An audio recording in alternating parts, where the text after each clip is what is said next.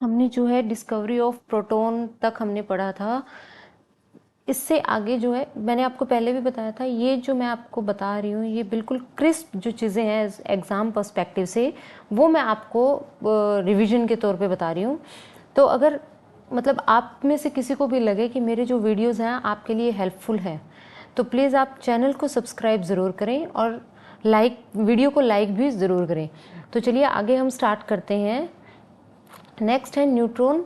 Neutron की जो discovery है वो की थी जेम्स चाडविक ने। किसने? जेम्स चाडविक ने। और जेम्स चाडविक ने कब की थी ये की थी आपकी, let me select the pen first. Yes, ये जेम्स चाडविक ने की थी और वो की थी 1932 के अंदर। ये जो है टू द पॉइंट क्वेश्चंस है, कई बार आ जाते हैं, तो आपको थोड़ा पता होना चाहिए। ठीक है, एक चीज़ जो आपको याद रखनी है, न्यूट्रॉन की डिस्कवरी किसने की थी? जेम्स चाडविक ने 1932 में। लेकिन हाइड्रोजन के अंदर कोई भी न्यूट्रॉन नहीं होता है। You should keep in your mind कि hydrogen does not have any neutron. Neutron का अगर हम मास की बात करें तो न्यूट्रॉन का जो मास है वो 1.6 इंटू 10⁻⁻24 ग्राम होता है। ठीक है, अगर आगे नेक्स्ट हम जो बात करें, ये सारे नोट्स जो है वो एनसीईआरटी के अकॉर्डिंग है। ठीक है, तो नेक्स्ट अगर हम देखें वो है structure of atom. Structure of atom में फर्स्ट जो हाइपोथेसिस या मॉडल जो दिया था वो दिया था थॉमसन ने, तो उसको नाम से ही बोलते हैं थॉमसन्स मॉडल। और उस थॉमसन्स मॉडल में उन्होंने क्या क्या बताने की कोशिश की थी कि एटम जो है, एटम के अंदर एक मतलब एटम जो है ये कंसिस्ट ऑफ स्फीयर है। एक स्फीयर है जिसके अंदर क्या है, पॉजिटिव चार्जेस हैं। ठीक है, पॉजिटिव चार्जेस है, स्फीयर ऑफ पॉजिटिव चार्ज है with negatively charge electron embedded in it. यानी एटम जो है वो पॉजिटिवली चार्ज स्फीयर है जिसमें क्या है, नेगेटिवली चार्ज इलेक्ट्रॉन्स भी प्रेजेंट हैं। पॉजिटिव और नेगेटिव चार्ज इलेक्ट्रॉन्स जो मतलब पॉजिटिव और नेगेटिव चार्ज जो है वो हमेशा इक्वल होता है। पॉजिटिव चार्ज नेगेटिव चार्ज के इक्वल होता है। अगर हम बात करें अल्फ़ा की, तो अल्फ़ा के अंदर अल्फ़ा रेज जो होती हैं वो होती हैं पॉजिटिव चार्ज। अल्फ़ा पार्टिकल्स जो होते हैं वो पॉजिटिव चार्ज होते हैं। इनके अंदर 2 यूनिट्स ऑफ पॉजिटिव चार्ज होते हैं। ठीक है, और इनका मास क्या होता है, 4 यूनिट ऑफ मास होता है। तो याद रखना है, अल्फ़ा पार्टिकल्स के अंदर पॉजिटिव चार्ज होता है, 2 यूनिट्स ऑफ पॉजिटिव चार्ज होते हैं और 4 यूनिट ऑफ मास होता है। नेक्स्ट अगर हम एटम का इंपॉर्टेंट जो मॉडल है वो देखें तो वो है रदरफोर्ड्स मॉडल। कौन सा? Rutherford's model. रदरफोर्ड ने क्या किया था, डिस्कवरी की थी किसकी? न्यूक्लियस की। Rutherford discovered the nucleus. और कैसे की थी?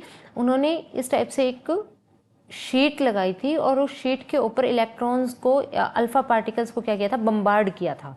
ठीक है, उस पर जहाँ पे जो अल्फा पार्टिकल सीधे मतलब कि मान लो ये था और इसमें से जहाँ से अल्फा पार्टिकल सीधे निकल गए थे, दैट मीन्स वो जो एरिया था वो होलो था, वहाँ पे कोई पार्टिकल नहीं था। लेकिन कुछ अल्फा पार्टिकल्स क्या है, वो इस टाइप से आए और कंप्लीटली डिफ्लेक्ट हो गए।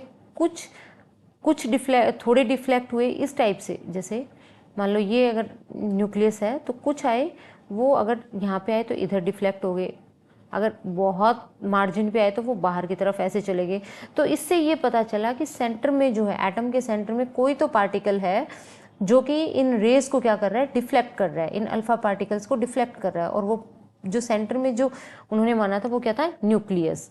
अब लेकिन रदरफोर्ड क्या एक्सप्लेन नहीं कर पाए, वो स्टेबिलिटी ऑफ एटम को एक्सप्लेन नहीं कर पाए। ये आपको पता होना चाहिए क्योंकि वो पूछ सकते हैं कि अल्फा पार्टिकल स्कैटरिंग एक्सपेरिमेंट किया था, यस किया था ये तो।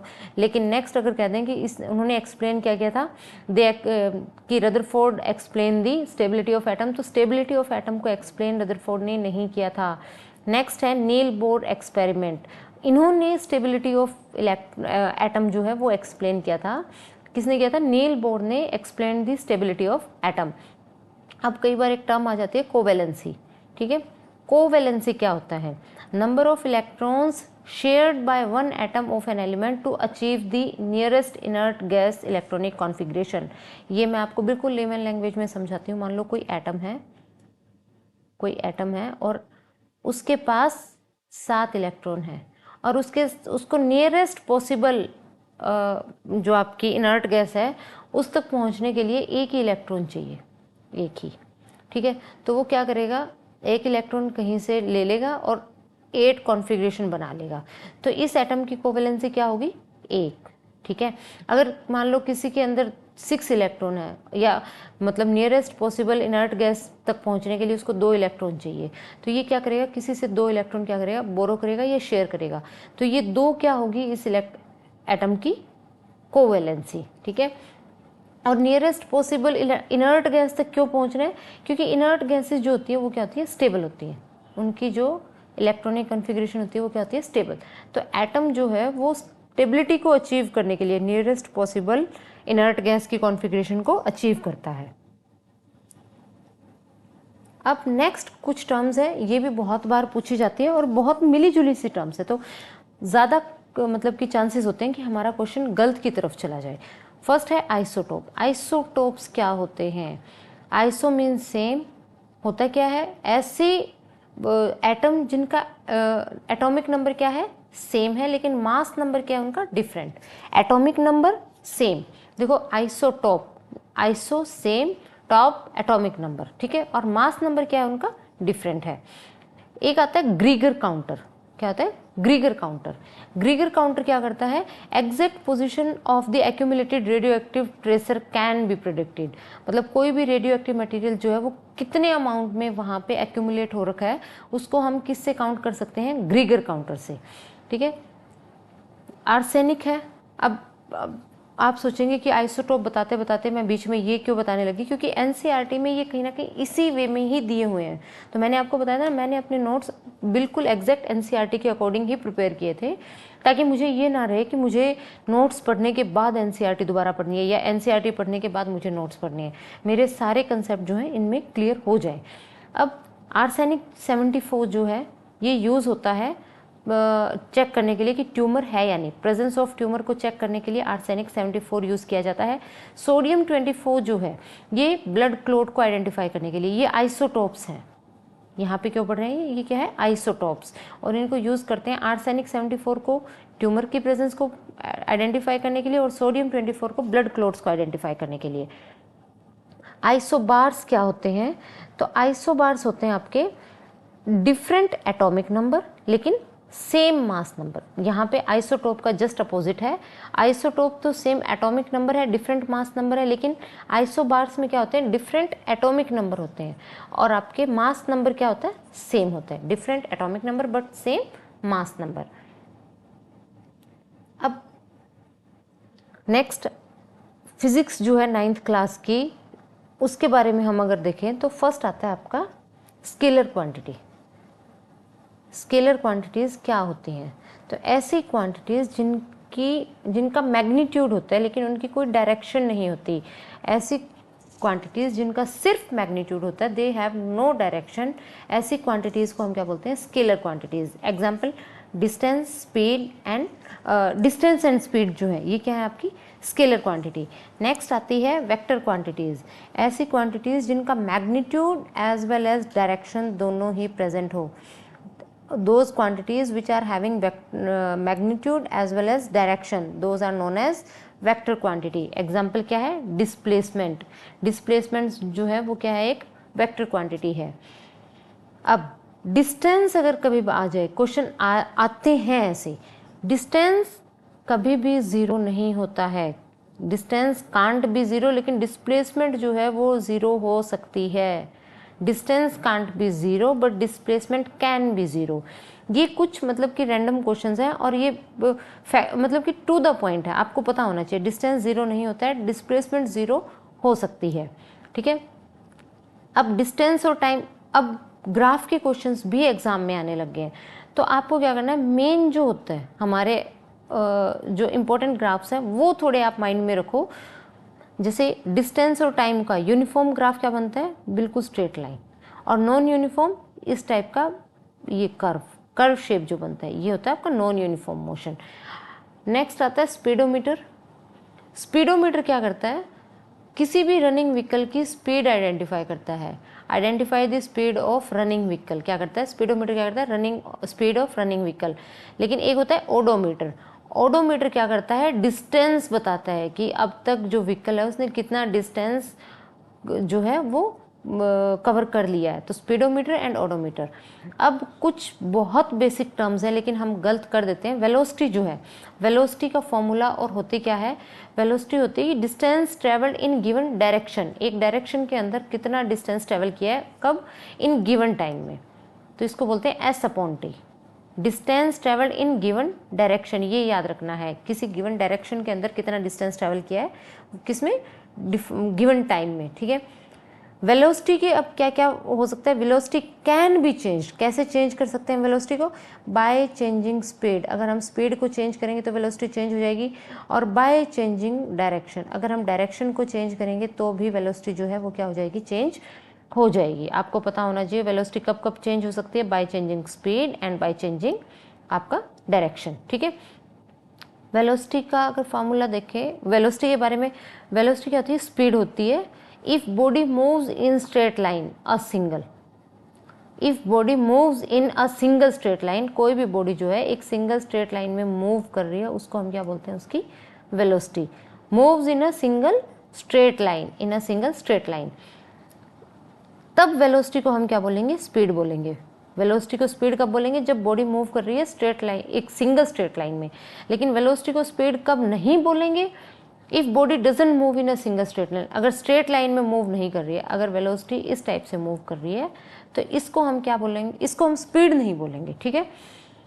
एक्सीलरेशन क्या होती है, change in velocity in a given time, given time के अंदर कितनी वेलोसिटी चेंज हो रही है। वी क्या होता है, इनिशियल, आपका वी होता है फाइनल और यू होता है इनिशियल, तो गिवन टाइम में कितनी वेलोसिटी चेंज हो रही है उसको हम क्या बोलते हैं, एक्सीलरेशन, क्या बोलते हैं उसको, एक्सीलरेशन। ये फार्मूला है A is equal to v minus u upon t. Acceleration क्या होती है, एक आपकी वेक्टर क्वांटिटी है क्योंकि इसकी क्या है, डायरेक्शन भी है, मैग्नीट्यूड भी है, ठीक है। फॉर्मूला क्या है इसका, जो आपका यूनिट क्या है, मीटर पर सेकेंड, ठीक है। अब जब यूनिफॉर्म वेलोसिटी की बात आएगी तो एक्सीलरेशन हमेशा ज़ीरो होगी। यूनिफॉर्म वेलोसिटी की अगर बात आएगी तो एक्सीलरेशन क्या होगी, ज़ीरो होगी। ये कुछ चीज़ें हैं जो आपको पता होनी चाहिए क्योंकि एग्जाम में ऐसे ही कुछ क्वेश्चंस आते हैं जो क्या करते हैं बाद में हम माइनर चीज़ों की वजह से क्वेश्चन हमारा गलत हो जाता है, ठीक है।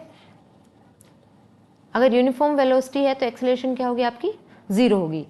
अब नेगेटिव वैल्यू एक्सीलरेशन की मतलब अगर दिया हो कि एक्सीलरेशन जो है वो नेगेटिव में है, इसका मतलब क्या है, जो बॉडी है उसकी वेलोसिटी डिक्रीज हो रही है, कोई भी बॉडी है अगर उसकी वेलोसिटी डिक्रीज हो रही है तो उसकी एक्सीलरेशन क्या होगी, नेगेटिव में।